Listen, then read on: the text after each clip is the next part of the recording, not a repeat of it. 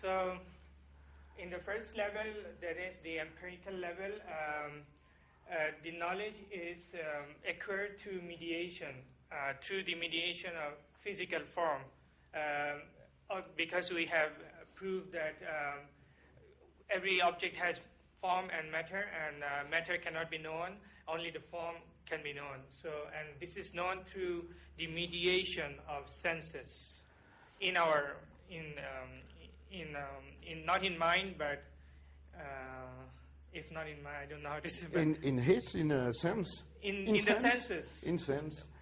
And و چون اتفاقا یک صورت غیر مادی است میتونه بمونه اگر این ماده هم میره و ذخیره بشه در حافظه. اگر یک صورت مادی بود خب یعنی نمیتونسته حفظ بشه. متغیر بود، یعنی یک موجود ممتد زمانی و مکانی میشد. Since we said that this form is immaterial, it can be kept in the memory. Maybe in the next level, imagine. Yes, memory. So it remains, because if it was material, it would not have remained. چون موجود ممتد در زمان و در مکان متغیر میشد. Extended, it has extension of time and space. These things he has explained. اگر ماتریال بود. پس بنابراین وقتی تو حافظه ما موند، ما میتونیم دوباره حسش کنیم بدون وجود امر خارجی. Since it remains in our memory, without the mediation of senses, we can perceive it again. Since the form is in the memory, so we can sense it again in the memory. In the memory, in the imagination. In the imagination. بلکه میتونیم حتی ترکیب کنیم. ما مثلا اسب دیدیم، پرنده دیدیم، میتونیم ترکیب بدیم یک اسب پرنده که هیچ وقت ندیدیم، ولی میتونیم ترکیبش بدیم چون جزو محفوظات ما. We can even compose a different form out of the forms that we keep in our memory. For example, we see a bird and we see a horse, and in the sensual world they are distinct, different. But in our imagination, we can think about a bird and birdie horse, both bird and horse together. We can imagine. Like Garuda or Pegasus. And بس به اصطلاح ولی ما نمیتونیم تخیل کنیم چیزی که در حس ما نیامده. But we cannot imagine things that did not come to us through our senses. That we have not sensed or we have not, perceived. مثلا یک رنگی که ما نمیتونیم ببینیم ممکنه باشه. بالاخره ممکنه فوق بنفش زیر قرمز رنگ‌های طیف رنگی باشه، ولی چشم ما یعنی دستگاه های ما نمیتونن درکش کنن. بعضی از حیوانات میتونن درکش کنن. میتونیم فکر کنیم، تصورش کنیم، نمیتونیم تخیلش کنیم. So when it comes to some colors or think about some rays, for example, electromagnetic rays that are not visible. So we cannot see them, we cannot perceive them, but we can imagine them, we can think about them. So when you see sunlight, you cannot see the radiation, various different types of radiations, but you can still think about them. ولی نمیتونیم تخیلش کنیم. But we cannot imagine them. Yeah, we cannot imagine them. عملاً تصور کنی، یعنی میتونید تصور کنی، بله یک رنگی که نمیبینه تخیلش کن نمیتونی. چجوریه؟ نمیتونی. چون فقط میتونی ترکیب کنی چیزایی که از واسطه یه حس تو حافظه‌تون مونده. We can only form ideas about things that we come to know through senses. That which we don't see or we don't perceive through senses, we cannot imagine. و تو مرتبه بالاتر که اینجا یک فرق بزرگی داره که در صورت‌های کنسپتوال، یعنی به صورت‌های ماهوی، اسانس، کویدیتی، یعنی ذات، ماهیت، اینا فقط ما میگیم صورت به معنی ایده اینجا، درسته؟ همون ایدوس، ایده نداره.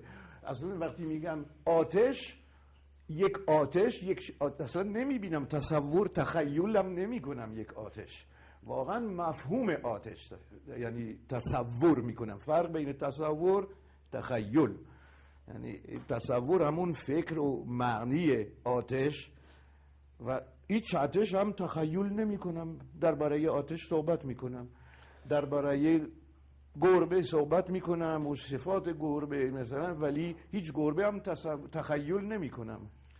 So at the next level, that is the intellectual or rational level, the forms are there as ideas, not as physical forms. So, for example, man, we have the idea of man at this level, not the imagination or physical form of man. And here is another distinction between tasawwur and takhayyul. Tasawwur, as you know, it's a conception. Versus imagination. At this level, there is no imagination. دقیقاً. پس شده اینجا شناخت هم ایماتریال، ماتر نداره و نون فرمال. So here the cognition or knowing is immaterial and non-formal. ولی کنسپتواله. But هنوز conceptual. کنسپتواله. پس مدییته. ایمدییت نیست. با مدییت با واسطه این کنسپت، این تصور. But even though there is no imagination or physical form, still the conceptual form exists, and that's why we say that knowledge here is through mediation through this concept, or for example, concept of human or anything. پس اگر در یک سیستم فلسفی یا علمی حقیقت امور، حقیقت اشیا همون ذات یا ماهیت میدونیم، اگر اینجوری باشه فقط یک معرفت بالواسطه ممکنه، چون بالاترین مرتبه معرفت میشه همون، چون عین حقیقت اشیا ذات و ماهیتشونه. So at this level, if we admit that the reality of things are their essence, we have to admit that this knowledge is acquired through mediation, and without mediation, we cannot really have any knowledge. و دیگر مرتبه دیگر از معرفت نداره، چون ما به خود حقیقت امر که ذات و ماهیت، حتی برای خدا اون وقت معرفت، یعنی بالاترین معرفت که خدا میتونه داشته باشه بازم معرفت ذوات و ماهیات اشیا. اگر اینجوری باشه، اگر ماهیت حقیقت شیء باشه. So it's conditional. It's saying that if the reality of things are their very essence, then when it comes to concepts like God, نه خود گاد نفس، یعنی خود خدا فقط این میتونه بشناسه، خود علم خدا فقط علم ماهیت اشیا میشه. If that is the case, then even God has to know things through mediation. If the reality of things یعنی اگر حقیقت الامر، حقیقت هر شی همون ذاتش و ماهیتش باشه، خب معرفتش میشه معرفت ذات و ماهیتش. پس حتی برای خدا، علم خدا یا علم هر چیزی که باشه، علم فرشتگان، عقول، هر چی باشه میشه علم ذوات و ماهیات اشیا در این صورت. So if the reality of things is their very essence, then even gods or angels, when they know things, they know through only this میتونن بدون. Yeah, they know only the essence, which is through mediation. Even God's knowledge is limited to the knowing the essence and. Yeah, even God's knowledge is limited. Yeah, exactly. And and